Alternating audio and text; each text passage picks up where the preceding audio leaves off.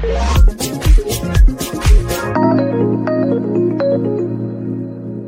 kids, today we are going to work with the complete WordPress security plugin and learn how to configure it.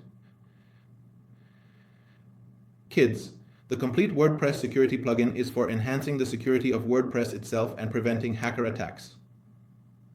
First, we will go ahead and install it. Kids, we go to the Persian section. For example, we can write complete WordPress security, and it will search and bring up the plugin for us. This first one is also referred to as iOS. We install it, and since we have installed it before, we click to update it. The complete security plugin has several sections that we need to be able to configure some of them. But at the end of the video and in the caption, we will also provide you with the exact configuration download file for complete WordPress security. So you can easily import it and have all the settings ready for you. Okay guys, I have now installed complete security and I'm going to activate it.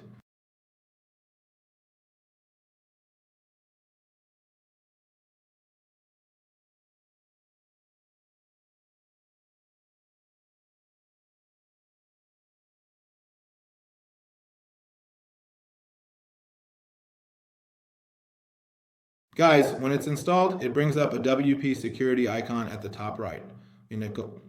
Now it can appear as AIOS or as WP security. When I click on it, it gives me some general data about this plugin. For example, your current score is 50 out of 575.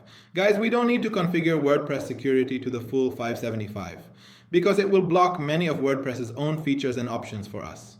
Depending on our needs, even a corporate store site will differ to determine which settings we should apply for it. However, we will provide you with a configuration file for all types of sites so you can use it. Now let's get a general overview of this plugin.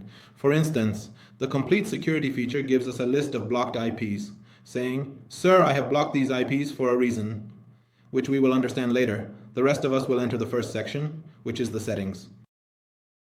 It has a lot of settings as well. Complete security for WordPress is available in the settings. It says, I can come and disable all the settings that have been made, disable the brute force file, and the rest of the features, can edit the .htaccess file for us or close our edits on WP config. It also says, if you have an edit, give it to me, or provide me with the backup file of .htaccess or WP config. It also has a section that says, "Sir, I have now installed complete security and I want to delete its configurations. I can remove my settings here," and it shows the version, showing what version I am using. It gives me some data, and the important part, as I told you, I will provide the config file for you. Here you can also export your settings yourself, some settings that now in the first step, it allows me to adjust user-related settings. For example, it tells me here, in the first step, that if your name is admin, you should change your username, because having admin as a username is very insecure. The next part is about the username and the name it displays for me. It says that your username and the name you have should not be similar. Now, regarding login, I can come here and block the logins on the website. What does blocking mean? It says, for example, I allow each user to enter their username or password incorrectly 3 times. If they make a mistake more than 3 times, I will lock this user. Now I can define the number of attempts here, whether it's 3 times, 10 times, or 20. It asks whether this feature should be enabled for me or not, and there are other data points like when I lock someone, how to unlock them. In the first section that we opened together on the dashboard, it shows me the list of locked IPs here. It says, for example, these few people, these few IPs. I logged into the site, but their username and password were incorrect. So I locked them. I can unlock them here. The next setting we have, guys, is that it can forcefully log you out. This means it can log out every user for us, for example, after 6 minutes. This setting also depends on the type of business you have, meaning the type of operator working with your website. We don't recommend closing this. Let your users work. The next setting we have, guys, is that it tells me that 40 users are currently logged into the system. It's mostly like this. Let me see what is currently being done. on my site in the admin layer. The next part, guys, is manual approval. This is for when I have a setting where I can close my registration so that anyone who wants to register on my site, but their user is not approved until I approve it.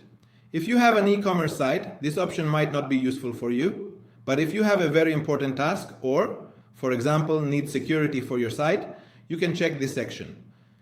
It also has additional settings and when we go inside it, it gives me data that I can use, for example, to disable passwords. Let's go to the apps for passwords like Google, authentication, and other settings. The next setting we have is database security, and it allows me to change the database prefix that I provided during installation. It can either generate it for me or I can write it myself. Right now we have WP+, which is a good prefix. The next setting, guys, is related to file system security, which is connected to permissions. What permissions do my files have? What do I need the permissions to be?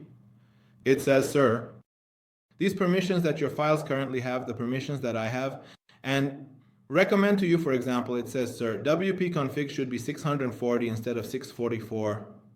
We can go and change this in the file manager. The next setting, guys, is related to the blacklist manager, where I can block certain things, devices, or IPs, and prevent them from accessing the website. The next setting, guys, is related to the firewall. It has several firewalls like 5G or 6G, and I can activate these for myself. Make sure to activate all the firewalls for yourself in the firewall section. And make sure to configure the settings yourself to enhance your security score and ensure the firewall works effectively for you. Guys, an important point to note is the 404 section. This means it detects if a user is generating too many 404 errors, which could indicate a dangerous bot. Why is this mentioned?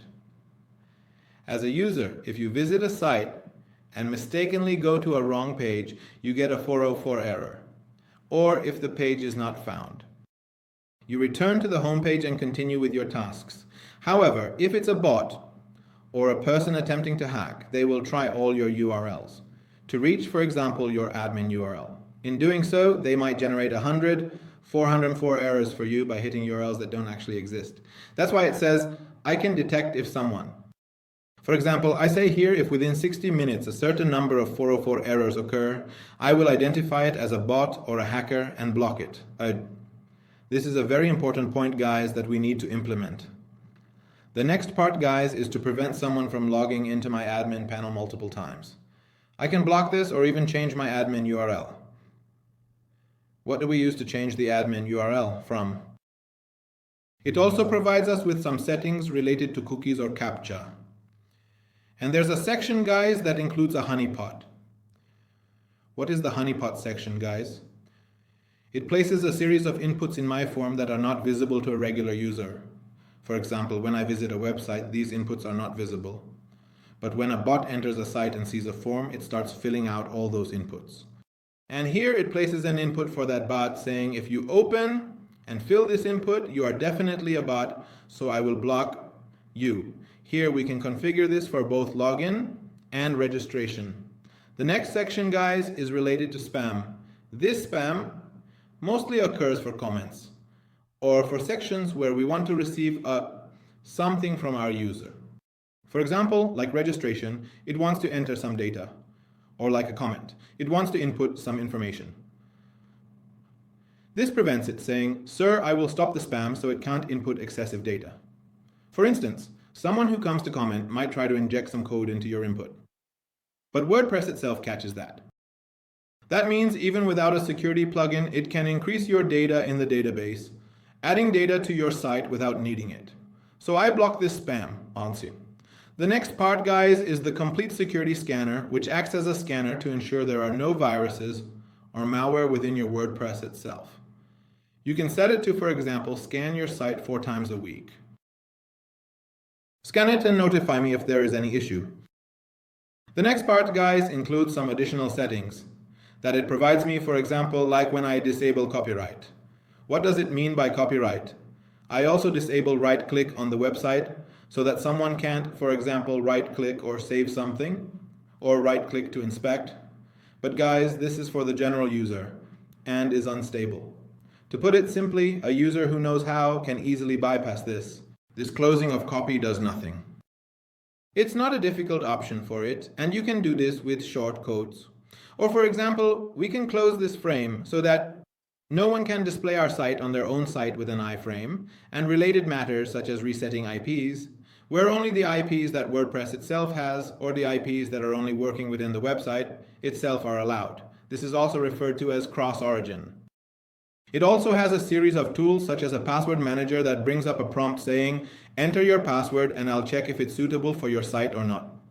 However, we use WordPress itself for passwords, meaning when I want to create a user, it suggests a multi-character password saying, use this password.